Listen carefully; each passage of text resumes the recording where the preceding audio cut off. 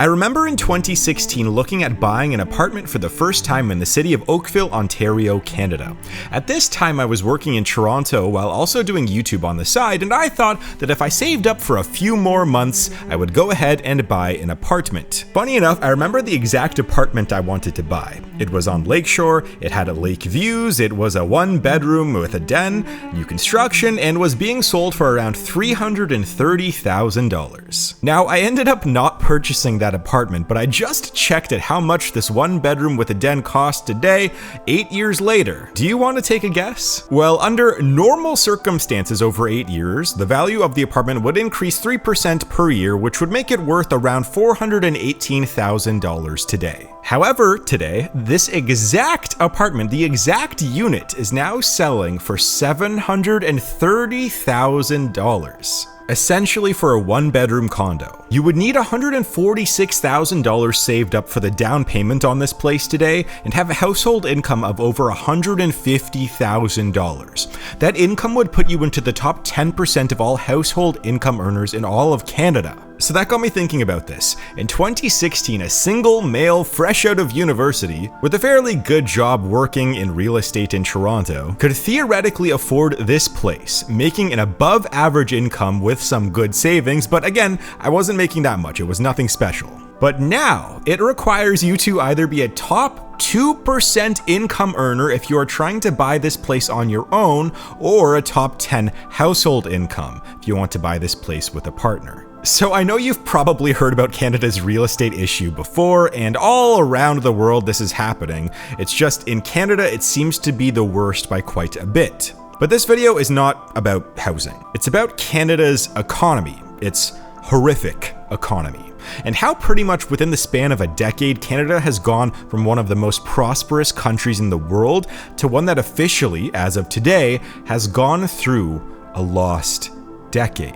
You know, growing up in the Great White North in the 1990s and the early 2000s, the Canadian dream was alive and well. The economy was booming, and it was one of the safest and happiest places on earth. And as a kid, you had a ton of successful people to look up to. Hey, you wanted to be a Canadian astronaut? Boom. Chris Hadfield played the guitar in space. Want to be a professional hockey player but you're only 165 pounds and from rural Ontario? Boom. Wayne Gretzky. But most importantly for this video, if you wanted to start a business from pretty much nothing, it was very possible to do this in Canada. I mean, we had BlackBerry, which was bigger than Apple for quite a while. We had Lululemon, OpenText, heck, we even turned the ultimate Canadian nemesis, the Canadian Goose, into one of the biggest clothing brands in the world. And if that doesn't signal the perseverance of the Canadian people, I don't know what does. However, over the last few decades, the spirit of entrepreneurship has faded dramatically.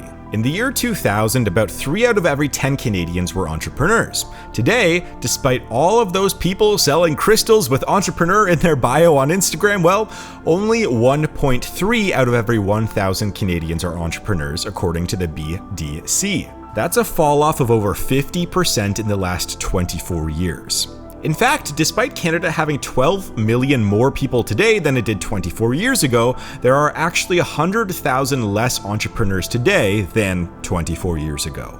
And this is one of the large reasons why Canada has been going through its worst decline in the post-World War II era, and also why Canada has statistically gone through a lost decade, where real GDP per capita is in the exact same place where it was in 2015, meaning that the average Canadian is in the same place or worse off than they were 10 years ago. And there are so many stats that I can talk about that are at lows for this country. I mean, GDP per capita has fallen, foreign investment has fallen off a cliff, birth rates are extremely low, Canada's household to debt income ratio is 184%, and one other interesting stat is that Canada is the only country in the G7 that has a higher household debt than it has total GDP. Think about that. Just household debt, not government debt. Household debt is higher in Canada than its total GDP. But now, speaking of GDP, I think I have to briefly touch on a topic that I've mentioned in many previous videos, but the small GDP growth of Canada is artificially inflated. You see, before the pandemic, Canada had a law where if unemployment was above 6%, Canada would not accept any temporary foreign workers to fill low-wage positions. The purpose of this law is to make sure that when unemployment is high, Canadians could still find work.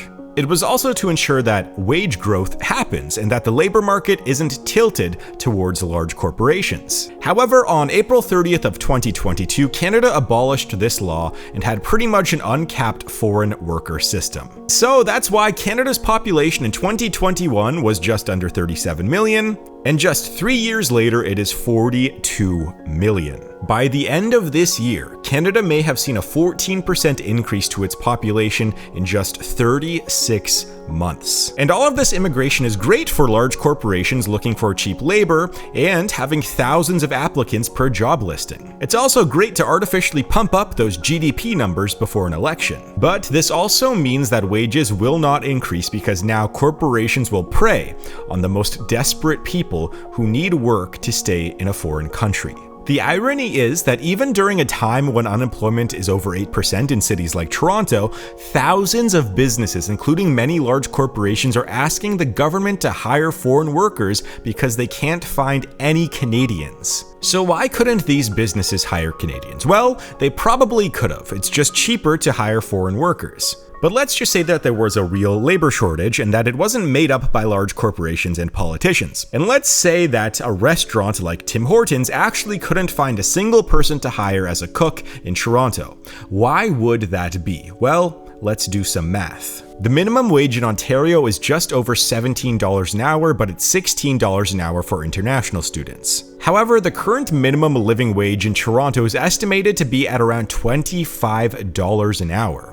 And that's the minimum for someone who has roommates and eats ramen noodles for half of their meals. The hourly wage needed to afford rent while working 40 hours a week, while also spending less than 30% of their income on housing, well, that's $33.62 per hour for a one-bedroom apartment in Toronto. So now let's bring this back to something I touched on at the beginning of this video. In 2015, the average one-bedroom condo in Toronto was about $1,500 a month to rent.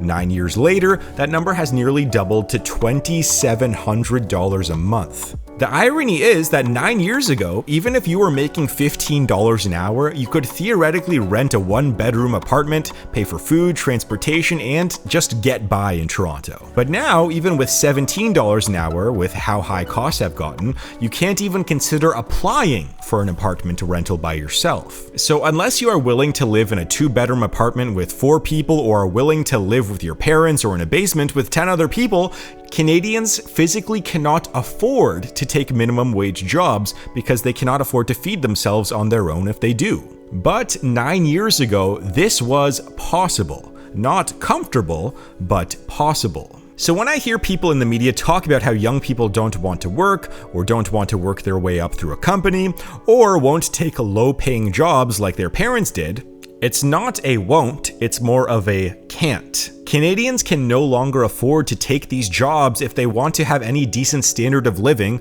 like the previous generations. Yet, corporations wanted to have a flood of cheap labor to keep wages down, and it's gotten to a point that there's a ton of stories on every Canadian subreddit that go something like this. Let me just put this into perspective for those that aren't involved in the hiring process for the company you work for. At my job, we have a position available for a part-time job, 2 days a week. Within 24 hours, we received 140 resumes. A 2-day per week job accumulated 140 resumes within 24 hours. Let that sink in. 10 years ago, a position like this might get a few applicants per day. Now it's hundreds, and this was only to benefit corporations. Now, one very important thing that I have to mention is how Canada's economy has transformed over not just the last 9 years, but over the last 50 years or so, because, well, what Canada has today is what I like to call a dying economy. In the 1980s, Canada's economy was mostly based around oil, gas, mining, and forestry. In fact, about 26% of Canada's economy was just based around the production of natural resource type goods. Today, that number is sitting around 11.5%, less than half of what it was in the 80s. Manufacturing was at 17% of the economy in the 1980s, and now that sits at 10%.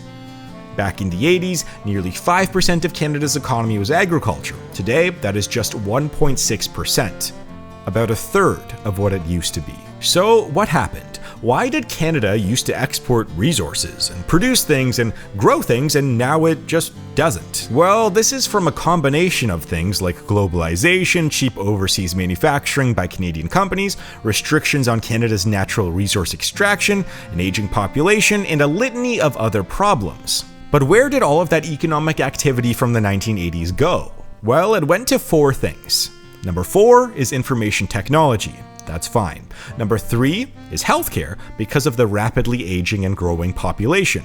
Number 2, finance, because why would rich people work for their money when they can just invest it through one of Canada's banks and be relatively unproductive? And number 1 is, you guessed it, buying, selling, and leasing real estate. Currently, real estate buying and renting is the largest economic sector in Canada, taking up 16% of the Canadian economy, almost double that of what it was in the 1980s. So Canada's economy is now pretty much just real estate. And it's been called a bubble for over a decade. The trouble is, the government won't let this bubble pop, because if housing prices went down to, let's just say, even 2019 levels, just levels that they were 5 years ago, the entire economy of Canada would likely experience something like the Great Depression. People would become homeless, the largest sector of the economy would tank, the big banks, which are 10% of Canada's economy, would also fail from the mortgage fallout, and so the government can never let this bubble pop.